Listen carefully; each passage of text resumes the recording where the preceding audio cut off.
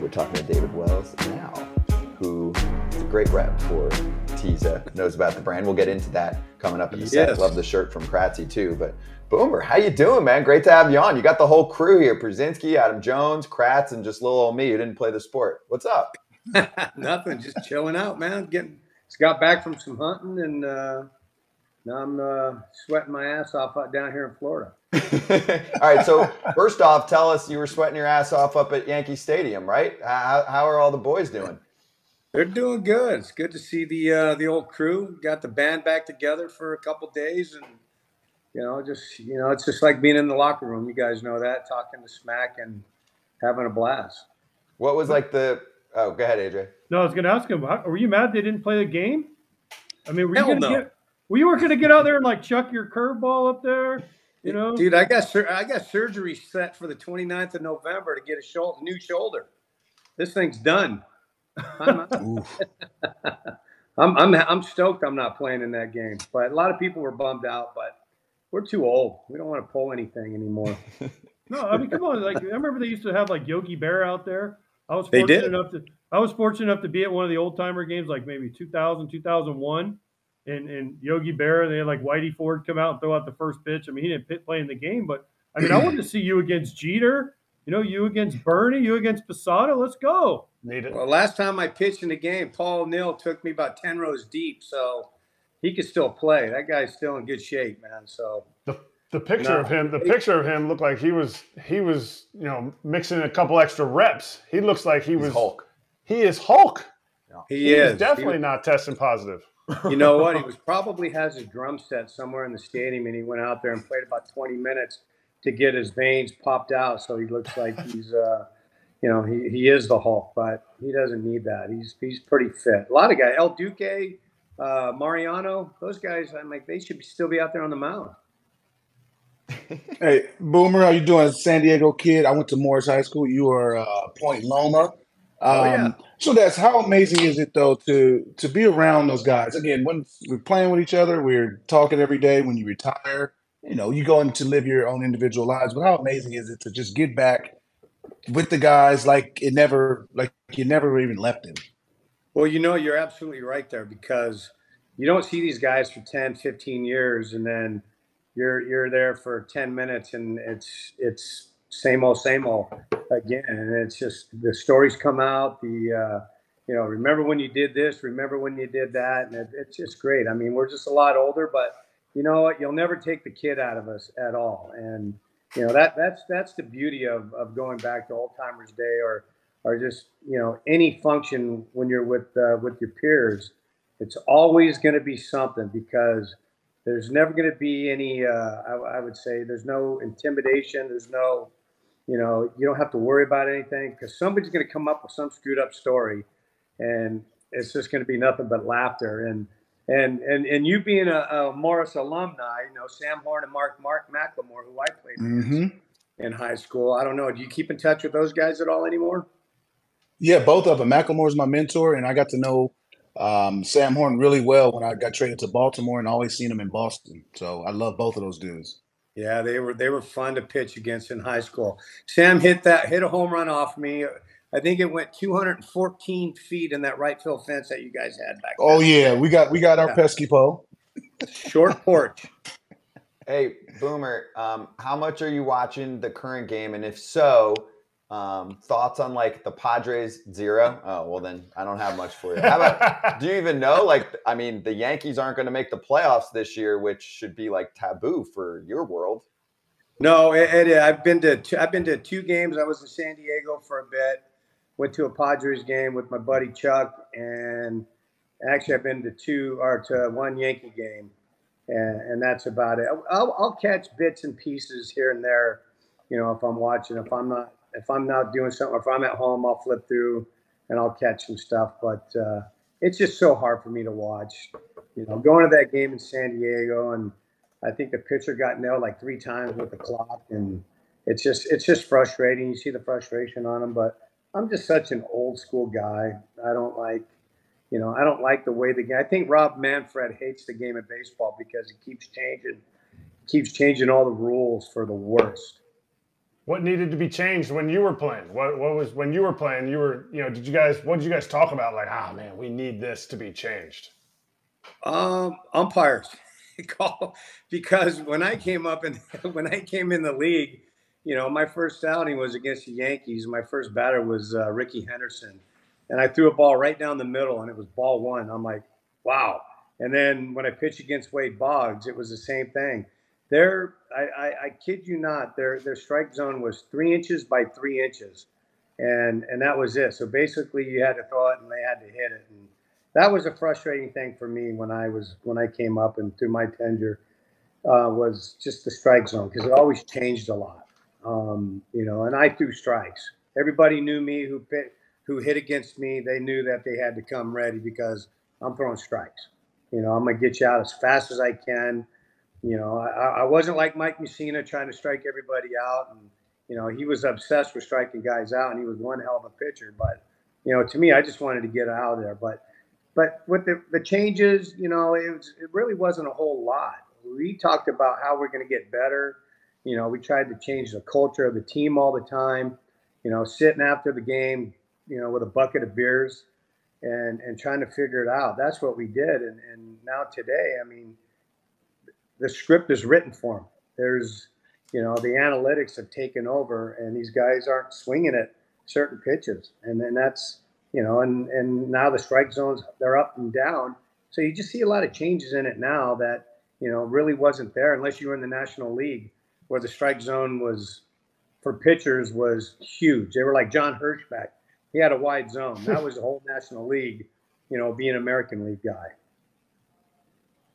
I wanted to ask you about longevity. Playing 21 years in the major leagues is a dream come true. Getting there is a dream come true. Right. To this era, especially, you know, now the money is different. You can play one inning and they offer you $50 million after you don't even have to prove yourself. What advice would you give to these young kids and some of the vets on how to preserve your body for 21 seasons, which is, I mean, the tip of the cap and a salute to you, sir, for that. Well, that could be a loaded question. I know a few of the answers. I burned the candle at both ends during my career, but you know, I always had the knack to go out there and compete. And to me, you know, as pitchers, all we did was run. You know, we did our 5-pound cuff weights, did this, but as pitchers, we just ran a lot. And you know, to me, when you run a lot, you're building your legs up, and you know, you might go through a dead ball or a dead arm period, but you get over it really quick. But to me, I just 12-ounce curls were always good for me. But, you know, I was a different breed. But to me, it's having the will to go out there and compete. Obviously, take care of yourself, take care of your body, which I totally didn't do. But, you know, I was just one of the lucky ones that got away. But, you know, for these young kids coming up, you know, with all this money that is thrown around, you know, it's there for the taking. Just be yourself. Don't try to be something that you're not. Go out there, get your own identity. You did it. Everybody on this panel did it except one, and but he did it in his own way. So, I think that you know, you just have to have that sense and just have the will to compete and try to better yourself every time out. Boomer, I think people get a laugh. And I chuckled when you said you used to run a lot, because I think most people would look at you and be like, "That dude ran? Like, come on!" Like, I ran a lot. I just ate a lot and drank a lot. That's the thing. We would run 20 poles every day and 10 sprints, and you know, I would pretend to do the sit-ups, but I did them. But to tell you, AJ, for as big a guy as I was very, very athletic. I could fill my position, and you know, being at 260 to 280 pounds, I could still run faster than a lot of guys out there. You know, I was a sleeper, but you know, once you're an athlete, you're always an athlete. That was me running from the police a lot when I was a kid, so I had to, you know, I learned how to run real quick.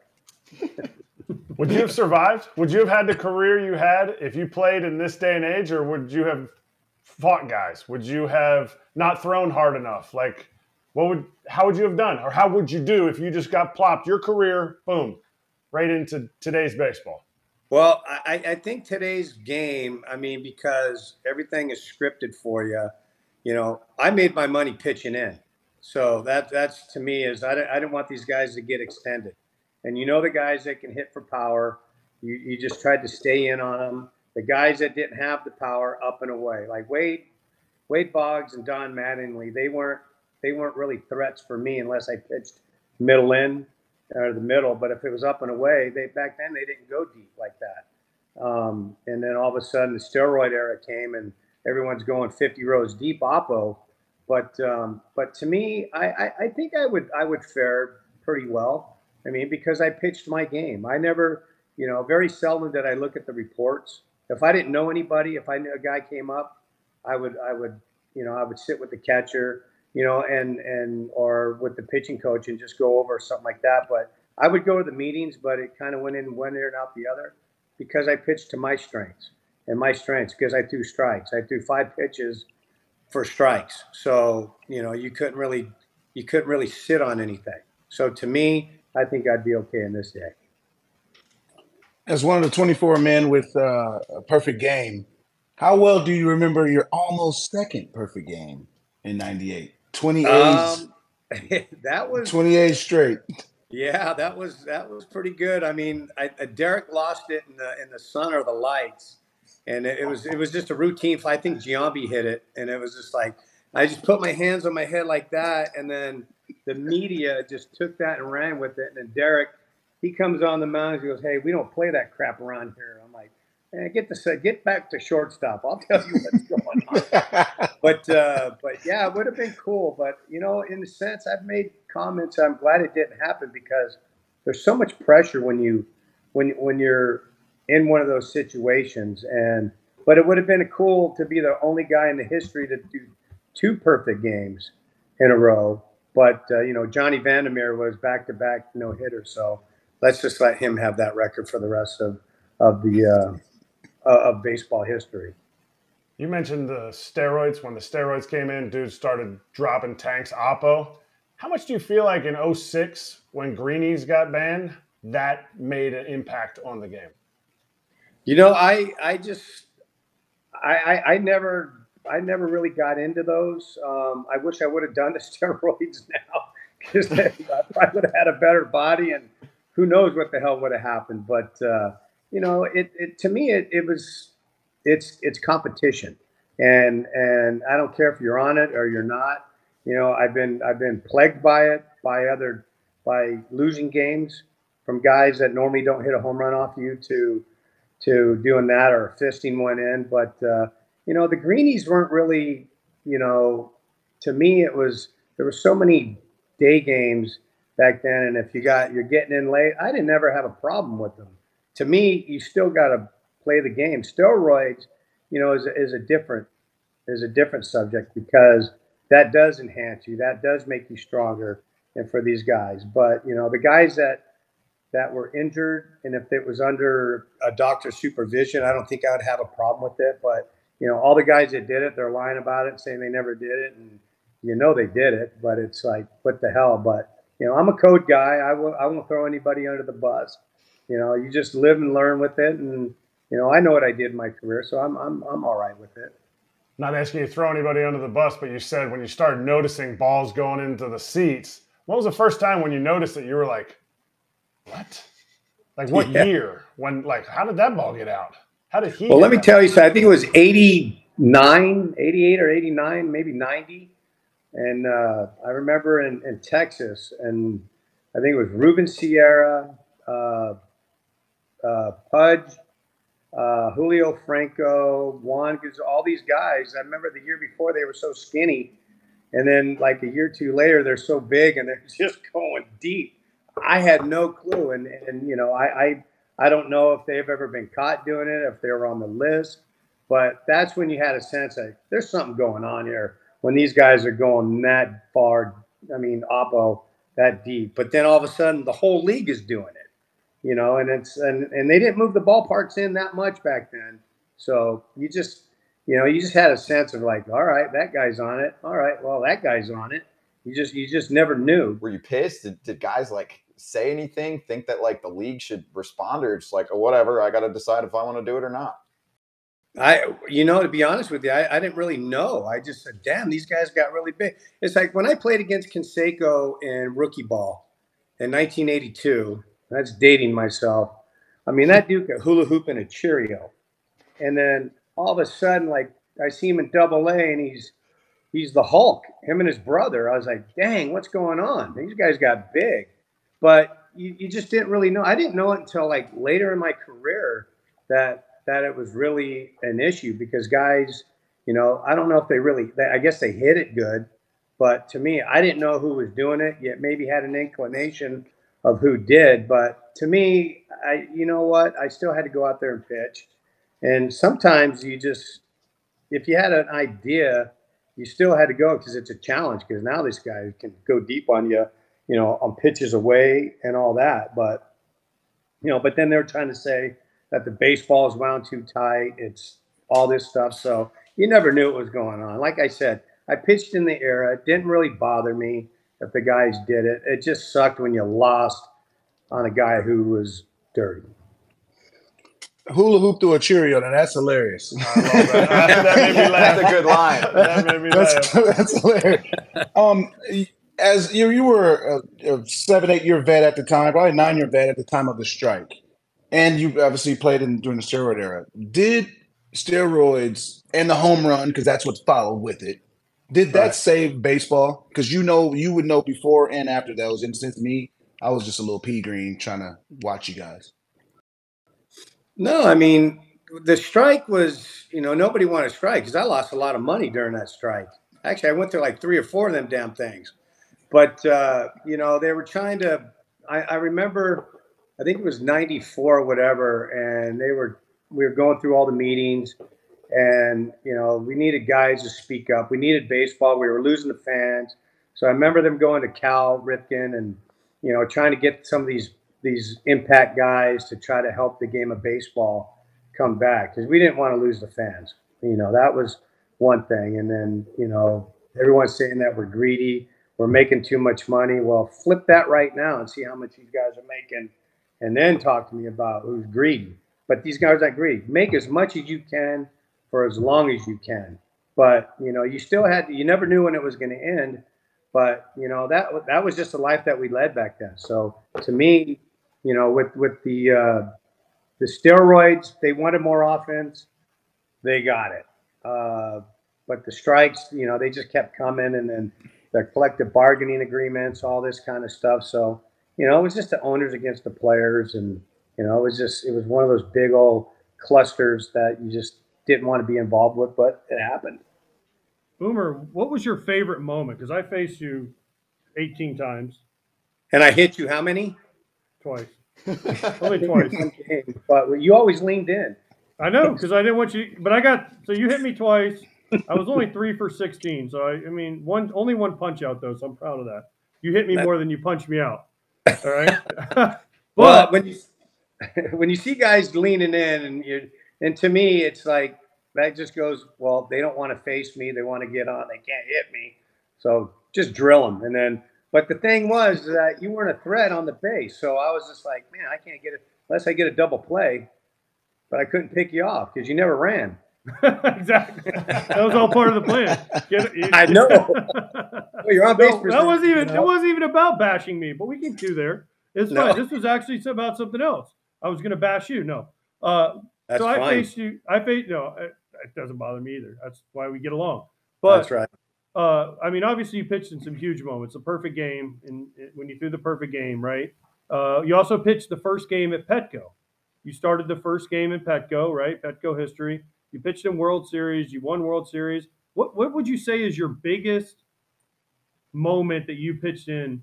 I guess perfect. You're going to say the perfect game, but is there another moment that fans wouldn't know about that you pitched and said, "Damn, that was like the coolest thing that ever happened"? Jeez. I mean, when you play 21 years, a lot of things have gone down. I mean, I mean, if anything sticks out, I mean, it was a game in Atlanta when I threw a shutout. I think it was a 1 or 2 hit shutout, but I mean, it was 1,000,000,000 degrees. And here I am, 270 pounds, sweating my butt off, and then get a base hit, and then Knobloch hitting 5 foul balls, and I had to run. But, you know, I guess that showed endurance on me. But, you know, I think, to be honest with you, AJ, it was more of the postseason, because I stepped up at the postseason and, you know, I wanted the ball at any given time. I didn't care if I had a day rest or 3 days rest. It didn't matter to me. I think I made a name for myself more so in the postseason, because I just, you know, I had that knack to win. I wasn't afraid to fail. And that's what I tell these young kids. I said, just go out there. Don't be afraid to fail, because your failures are your biggest asset to anything. I don't care what job description you have. You're going to fail, and now you're going to know not what to do. But to me, I think to answer that question was probably mostly postseason. Okay, good, because I have one for you. That was my favorite highlight of you. 2005, you hung a curveball to Tadahito Iguchi in Game 2 of the ALDS when you were with Boston, and he had a 3-run jack off you. After Tony Graffinino let a ball go through your legs, did you say anything to Graffinino after the game? Were you like, what the fuck, dude? You just called this? No, I love Graf. Graf was a good old boy. You can't. That's one thing I never did. It was show my teammates up. Except for Jeter. Well, that wasn't showing them up. I was just like, it was like, how do you miss that? But it really wasn't a show up. But no, when you know, things are going to happen. You know, that should have been the last out. I should have got through that. But, you know, Tony, you just make mistakes are there. You brush it off. You know, if I made a mistake or I did that, I'll turn around to the guys in the infield. I go, I got your back. I'll get this next. I'll save your butt, or I'll save my butt. Either way it is. But that was one of my biggest pet peeves, is not to show my teammates up, because, you know, if it's Derek or Tony or anyone, you piss them off, then there's a lot of olays going on. Oh, I didn't get to that ball, and they're going to make you look bad. We all have like an inner circle of guys that, you know, we are tighter with outside of the lines. Who's your group of circles that you go with, have your beers with, go hunting with, go out and live in the free world? Who's your group of guys that you do it with? Anybody big names? A lot of our friends are just normal guys. The best scumbag ever in the game of baseball, David Cone. That guy, he was my guy. He threw me under the bus. I think it was 98, and we just and he started this. He started this whole, let's go out the night before we pitched, because we went into Oakland, and he was just coming off that aneurysm. And we went to the bar, because we had to stay downtown Oakland. That's one place you don't want to stay. And they said, when the sun goes down, don't go out. So we went to the bar, and it just about 10 o'clock, and then it was pretty dead. And then all of a sudden, a bunch of people started showing up, and before you know it, it's like 2 o'clock, and Dave had to go out and pitch, and he had a no-hitter and got taken out because he was on a pitch count. And so the next day, I'm in the dugout, hungover as hell. After the game, shower, grab a little bit to eat. I get on the bus, and Coney gets on the bus. He's like, "Boomer, you ready?" I go, "For what, dude? I'm hungover. I'm going to bed." He goes, "Remember last night?" And I go, "Yep, that's right. Let's go." And we went to San Francisco, and the night went on. I ended up going to shutout the next day, and that's kind of where it started. So at the All-Star break, Coney goes to Joe Torre and he says, "Hey, you got to split us up, man. Boomer's, I'm not getting any sleep with that guy." And I'm like, "Really? That's calling the kettle black right there. He's the one that started it." And so Joe spaced us out a day, and it turned out great. And, you know, we had that fabulous season. I didn't know they had a pitch count back then. Yeah, I'm curious. What was the when you have an aneurysm, you had to. True. Fair.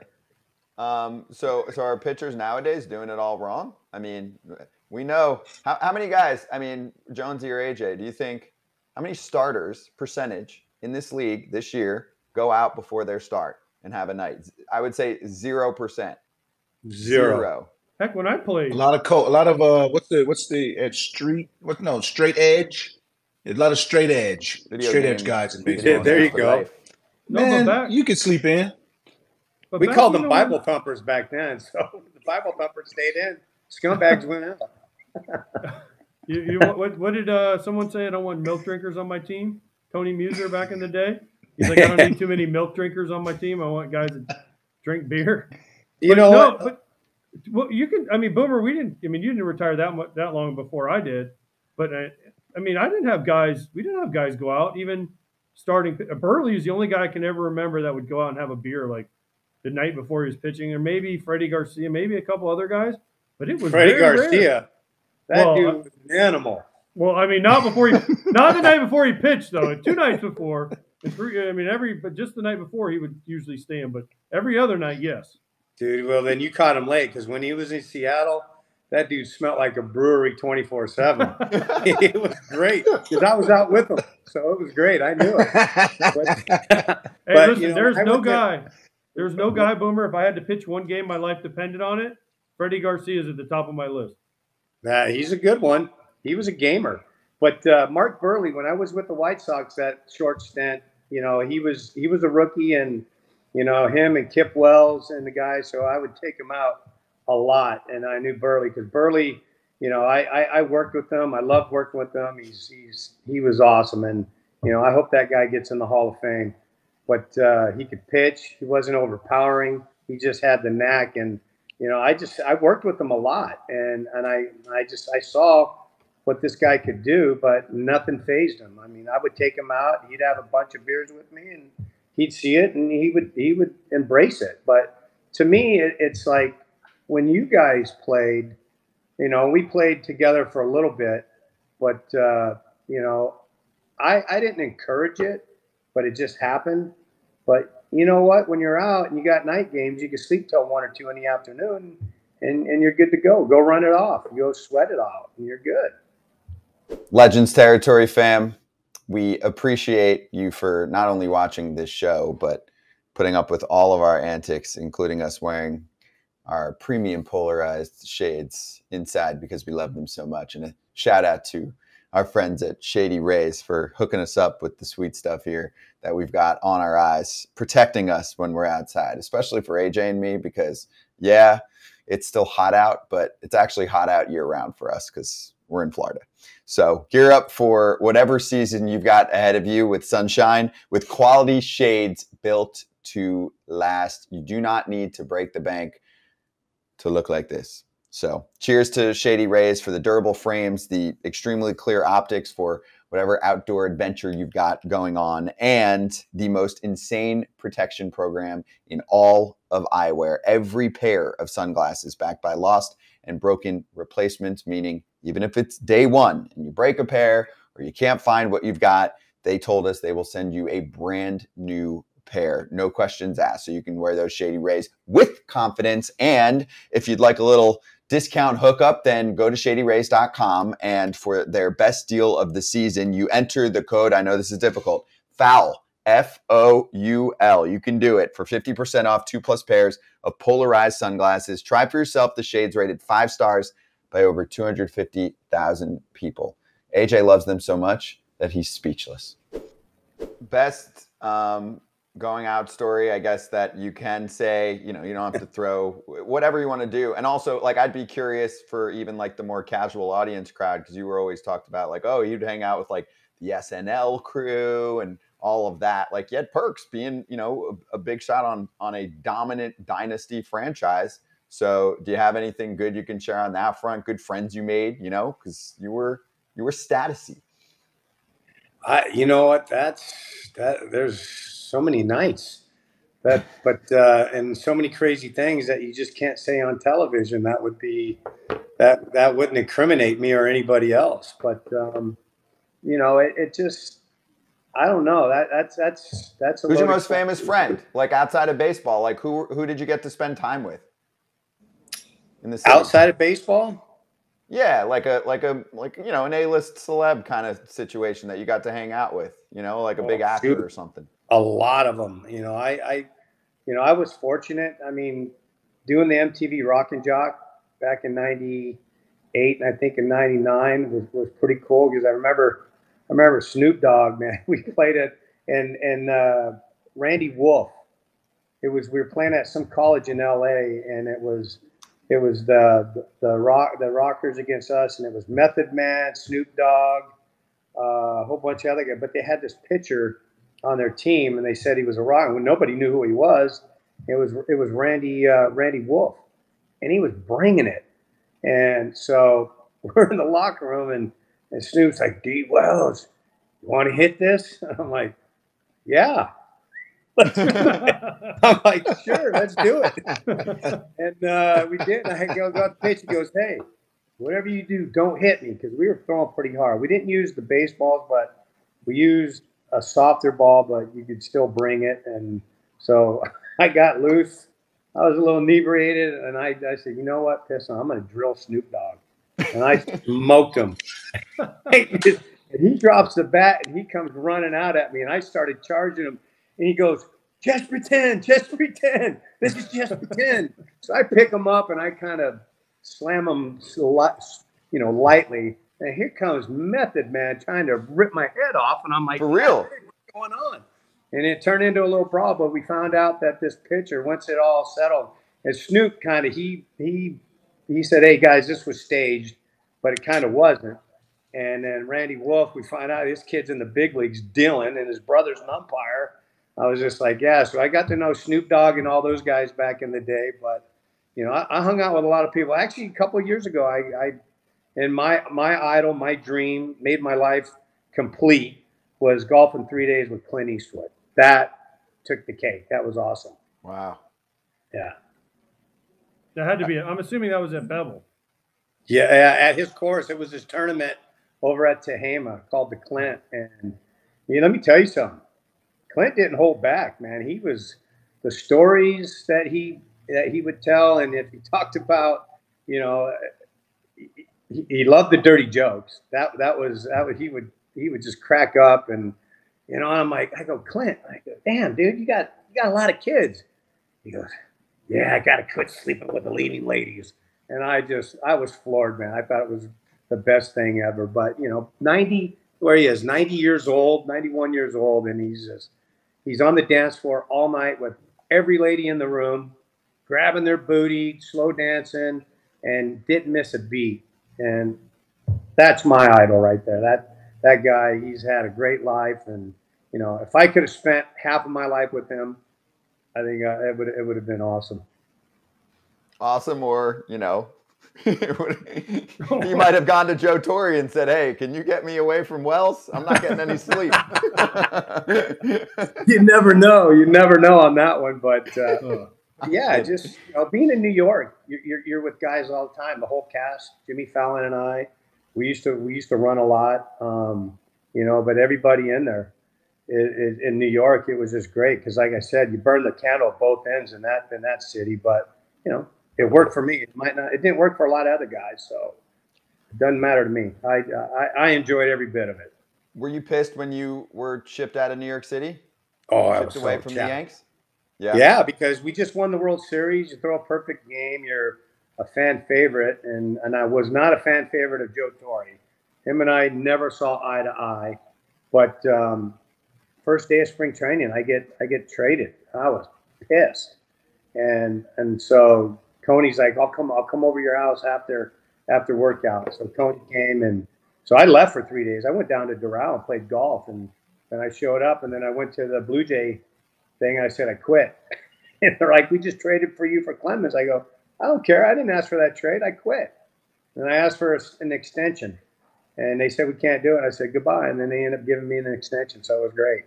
Nice. Hey, did you have that in mind the whole time, or were you really real about quitting?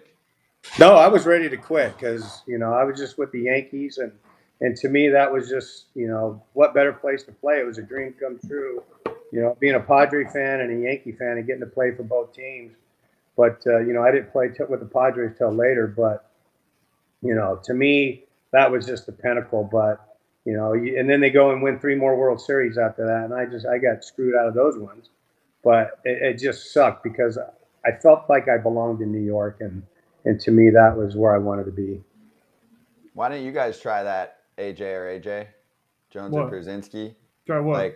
Or any of your teammates. If someone gets traded and they're pissed, just be like, I quit. Extension or I'm out. You just traded for me and you can't take it back. No takebacks. Because you know what you have to, you know what you have to be to be able to pull that off? What? Really fucking good. They would be like, fine, see ya. Go. I disagree. We dare you to go home. From the fellow All-Stars, I will disagree with that. But I mean, I think you've got to have some good financial security too to be like, see ya. Yeah, but Boomer, no. Listen, Boomer. They love Boomer so much they brought him back. I mean, it wasn't like he went away and never came back. They eventually brought him back. No, they did. But let me tell you, you two guys were studs, and you could have done the same thing. You just didn't have the balls enough to say it. I never got traded I never got traded in spring training, so I can't say that. Well, I got traded in spring training and released in spring training, so I had them both. Did you say anything to Torre after that happened, or do you guys have a relationship at all now? Like, what was that all about? I don't know how much of it, was covered back then, but it was certainly, known. No, I was pretty adamant. And then when I retired, I was bashing them a lot on TBS when I was working there for 4 years, and they were getting mad at me. But, you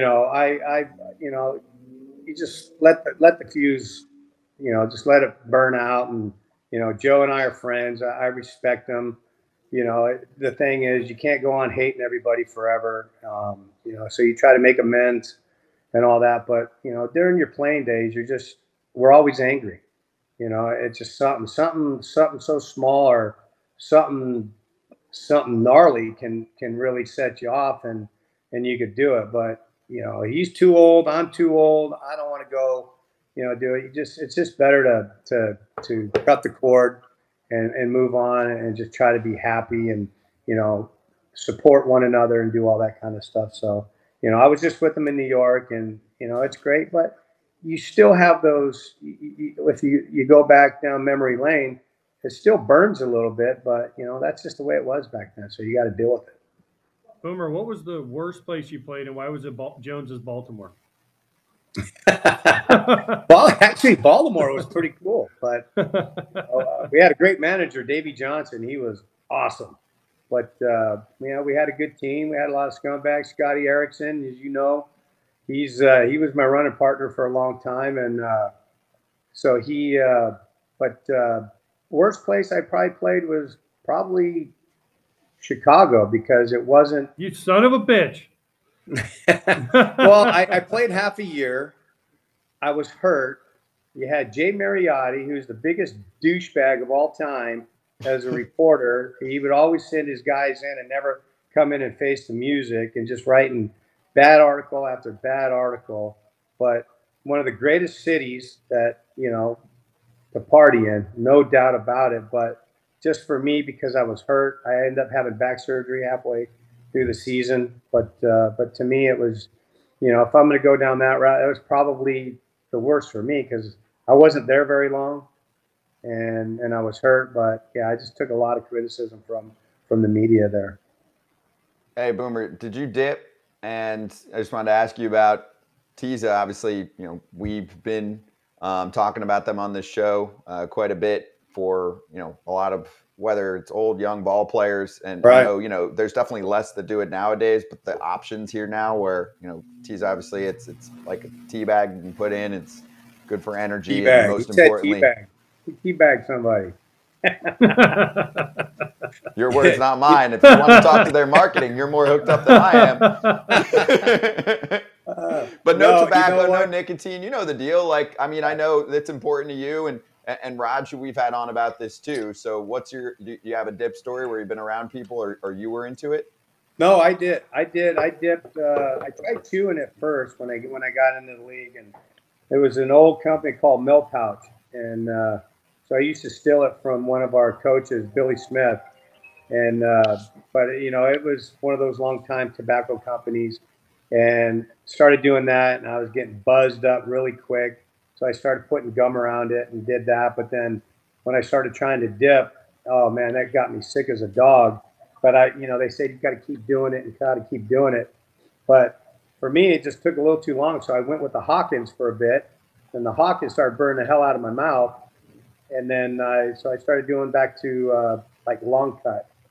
And I did that for a little bit, and then I'm just like, you know what?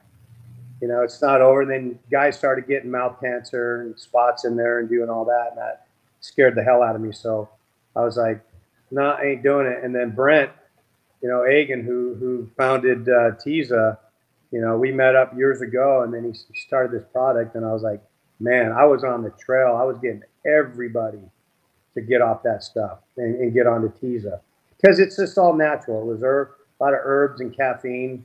Did keep you up. So when we go golf, I do it every day. Still, especially when I'm golfing, I'll throw one in there and do that. But yeah, I think Brent's he's a lifesaver for a lot of guys, and and I think their wives are happy too. It should have been with Frank Thomas with that testosterone commercial he does, and she'll like it too. Well, it doesn't give you bad breath, so it actually had good flavor. So your wife or girlfriend will kiss you. That's a great call. It's a great call. No, and obviously we're big fans. So, and coming from you means a lot.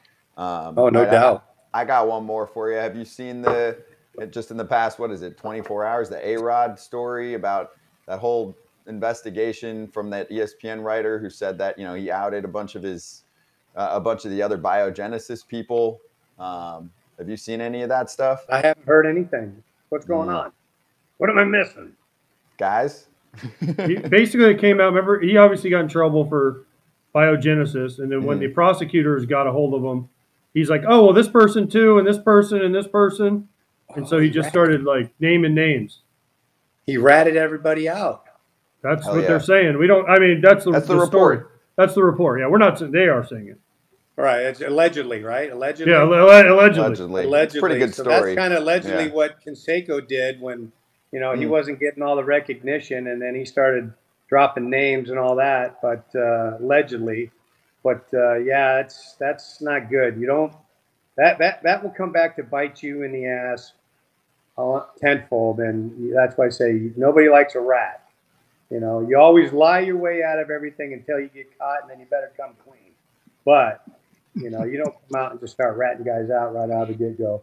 A lot of guys go to prison and never say a word, and they get a lot of respect. And I will say, it's more than allegedly. Like our producers behind the scenes are like, court papers were released through this story, and he got a deal to rat everyone out to avoid charges. So, wow, I just did a thing with him and Michael Kay. They did. Oh, you were on that show, right? The alternate feed thing. Yeah. Well, A-Rod, he hit me pretty well. He's got a lot of home runs off me and all that. So it's just, it just sucks that when these guys get caught. You know what? Giambi did it right. He came out and he said, yeah, did it. And you don't ever hear his name ever. And he's probably one of the best teammates I ever had. I don't know if you ever played with Jason Giambi, but what a stud, what a great guy he is. Did you wear the thong? Never had to. I never wore the thong. Got a slump to wear it. Hell yeah, baby. I would have. I'd have paraded that little bitch around. Were you tight with Jeter? What's that? Did you guys get along well? Jeter? Oh, yeah, we got along really good. Yeah. When he was dating Mariah Carey, it was great because he'd come in the clubhouse singing, and he couldn't sing for crap. And he'd come in there, and we'd just have a blast and just wear him out with it. But let me tell you, Derek was a great teammate, and he didn't shy away from anything.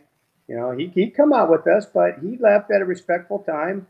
But he didn't shy away, and that's what you respect about these guys. You don't want, just because he's the captain, he's the team leader, but he did. It's like Cal Ripken. Cal Ripken was an awesome teammate too, because he'd drink beer for beer with you, and then you didn't want to mess with him, because if you were laying on the training table and he got on top of you and he got his hands dug in on the other side, you ain't going anywhere, and he can just crush you. Dude was strong as an ox. But you got guys like that. That's that just shows that everybody on the team, everyone's equal. And that's how Derek did it. Cal did it. They all did it. They treated us as we were all equal. That was great. Yeah, it's awesome. Well, Boomer, awesome catching up with you. Really appreciate the time, man. Stay cool in there. I know it's hot as hell outside. Dude, it's not even that hot in Florida anymore. I'm not there. Quit being such a whiny bitch. Yeah, tell me. Dude, you're in Orlando. Well, you're acclimated to it. You're in Orlando, and that's even hotter over here in Tampa. So it sucks. I'm actually supposed to have the beach, the breeze. Yeah. It's hot down there too. Yeah. San Diego's the best weather ever. And Adam Yeah, knows and that's that. why Adam's the smartest dude on the show. Yeah, he knows what's up. That's San why I got Diego and a little Europe. So have fun right. with Gavin Newsom out there. Hey, I don't got to talk to him. I stay in my bubble. Leave me alone. I know you're paying out of pocket, dude. You're paying a lot of money out of that pocket. Well, Boomer, it was awesome catching up with you, man. Appreciate the time. Anytime, guys. This is a show. This is a great show. Yeah. This is it. This is it. And you can talk shit on one another, and nobody gets pissed off. That's what I love about it. It's first of its kind in this sport. I'm telling you. I can tell you that as a fact. The former players kicking it around, going over the good stuff in the game, and obviously kicking back on some stories too, because you can. You know, it's been a minute, right? Like, you know how it. I mean, you were great with the media then, but like, you can just like it's been a while. You know. I wouldn't say I was great with the media. I hated the media, but you know, you get a stupid question, you get a stupid answer. Yeah, but that's entertaining. Yeah, that's very entertaining. Yeah. I would have loved to have seen you with Ozzie Guillen and Jay Mariotti in Chicago, because Ozzie obviously hated him more than life itself. And so, I tell you what, you guys on the same team, and oh man, I had my own little show, like a little podcast back then, and I would call him the Kotex Boy. And they would just, my producers would be in my ear screaming at me, "You can't say that." I go, "He is. He's a big puss, man. He's dripping blood, man." It's just like, you're one of those dudes that he just never showed up, and he just would bury people. I don't even know. I don't think he's in the media anymore or whatever. Good. I've not followed him. I was not a Chicago guy. And another douchebag, that guy Keith Olbermann. He's the one. He's trying to stir the pot. That guy is done. Oh, I saw you got on a Twitter war with him the other day. Well, he said something stupid, and I just told him to shut the fuck up, and that was basically it. And you know, but he went from ESPN, had a good job there. Then he started bashing players. Then he goes into politics, and now everybody in the political world hates him, and especially the sports world. The guy's washed up. They should just ignore him and don't give him the time of day. I'm with you, and I'll tell you this. This show is all sports, gladly, because there's enough shit going on in that world. We just have a good time. That's right. Hey, we just want to talk shit about baseball. Which there's plenty of shit to talk about. And owners tell the story. Owners are the best content. I will tell you that. If you just look at our shit sometimes too. So no doubt. But Boomer, we got to jump, man. It was good talking to you. Pleasure, man. Good hanging out with you guys. And thank you to the MLB Players Alumni Association for putting this show together. Always appreciate everyone behind the scenes. If you want more information on your favorite former players, hit up baseballalumni.com. See you next time on Legends Territory.